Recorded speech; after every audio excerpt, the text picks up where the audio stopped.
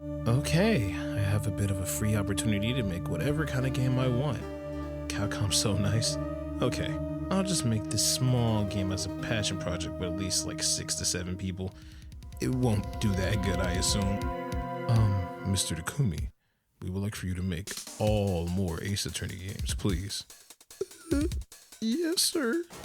Less is more. It's a common phrase when talking about, well, a lot of things really. But what if we were to apply it to a video game? But not just any video game series. The most legendary video game series of all, Phoenix Wright, Ace Attorney. A collection of visual novels created by Capcom, all of starring from one man's brain, Shu Takumi.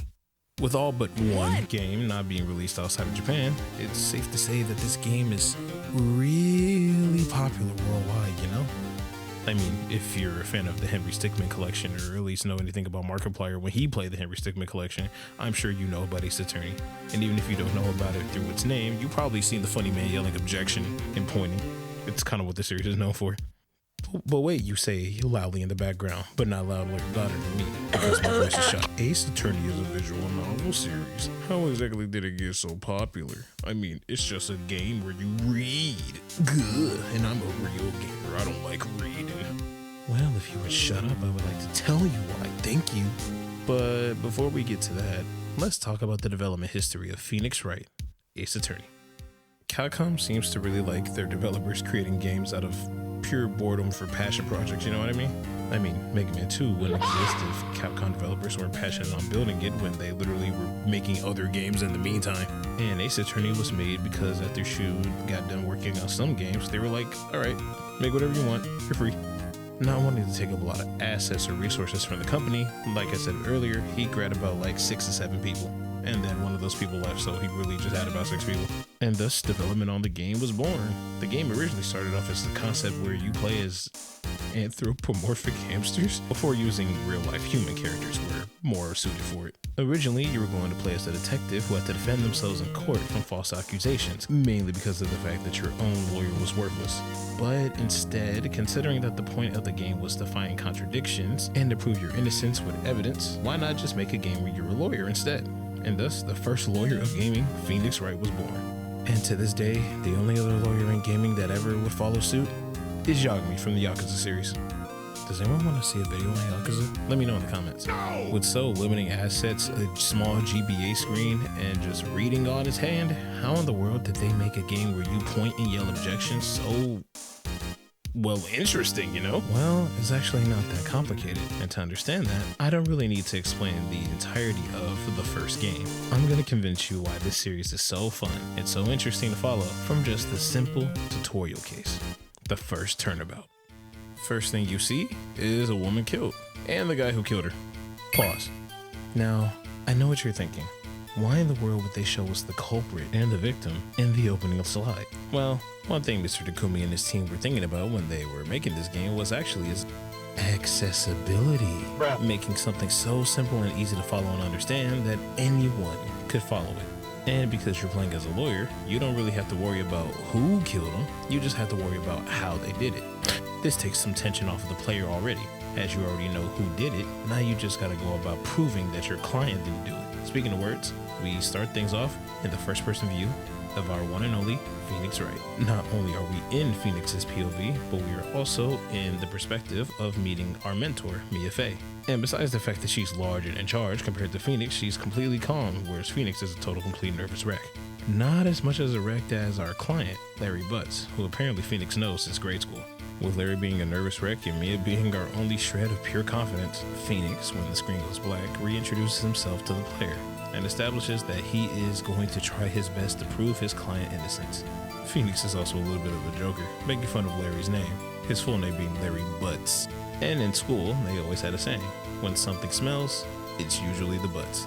But before we actually get into the courtroom proceedings, do you hear that? No, not me, you idiot. Listen closely. Ace Attorney does a really good job of using sound and visualization to really show you how things are.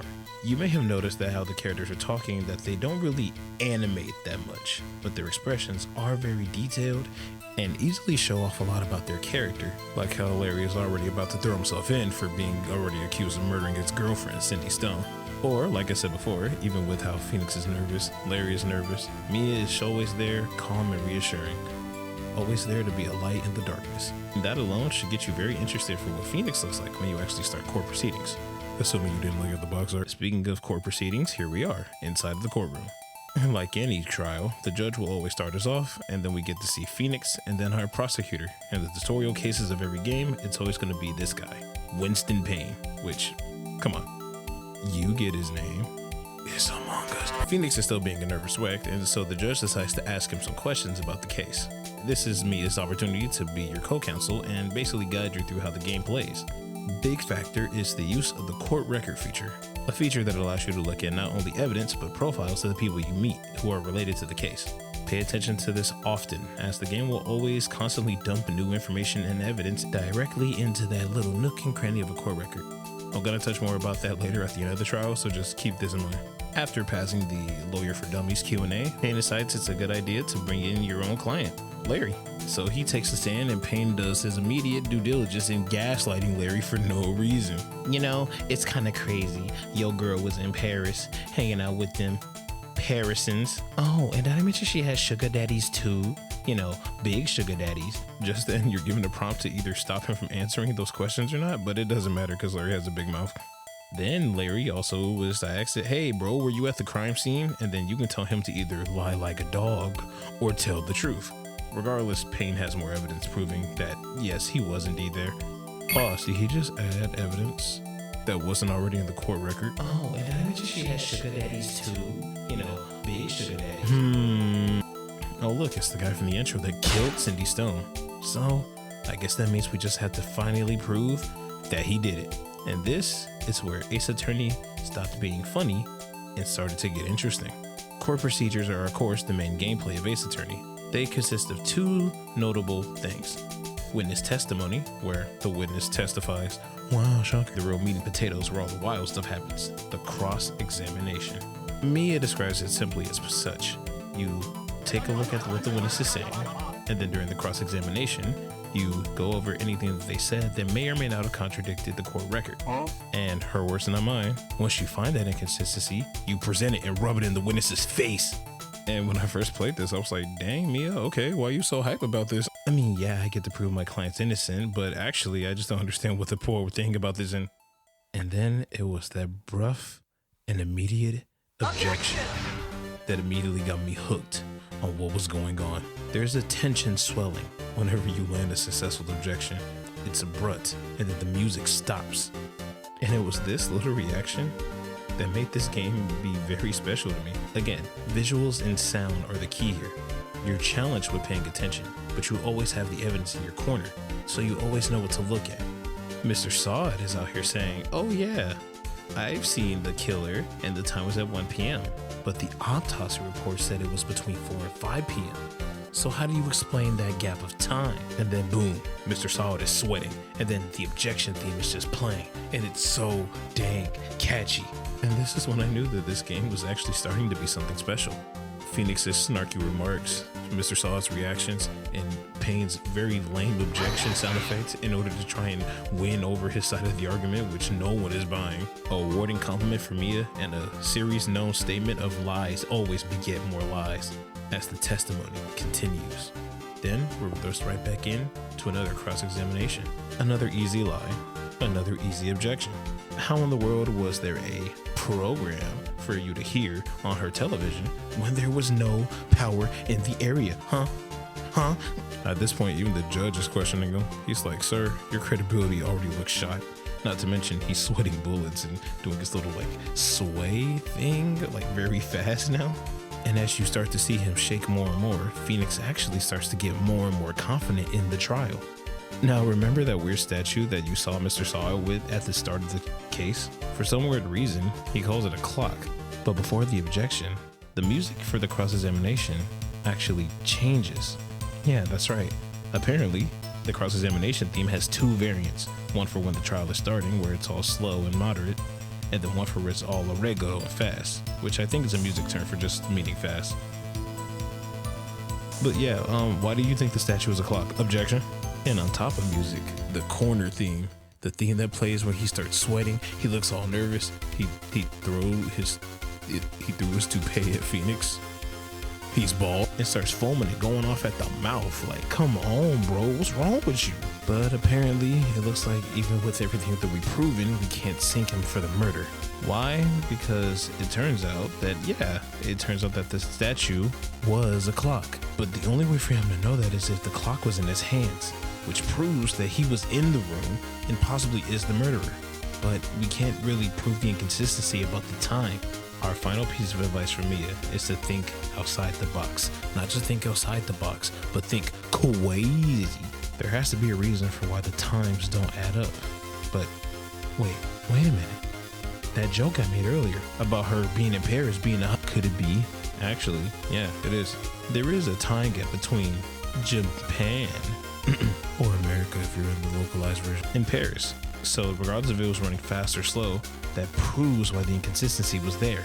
That's what he heard when he struck her, because when the head is tilted, it makes a ringing sound at the time. And Phoenix hits him with the last greatest one-liner of the 2000s game. Mr. saw it. Nah, Mr. did it. Caught red-handed and seeing a joke so cringe, he foams at the mouth and falls over. Apparently, he's been arrested for his crimes. Turns out, he wasn't a door-to-door salesman at all. He was just a thief, and he got caught. So he had to do the deed and then pin it on Larry. And with that, Larry is declared not guilty. Now, I would also like to bring up the court record one more time. This is the evidence from the start of the trial, and this is the evidence by the time the trial is over. You notice how we had to keep getting evidence during the trial? Yeah, Phoenix always goes into a case underprepared. He will never be at a 100% equal playing field with the prosecution, no matter what. With his determination to always prove people's innocence, even without having all the information, it really does make you root for him in an underdog sort of way.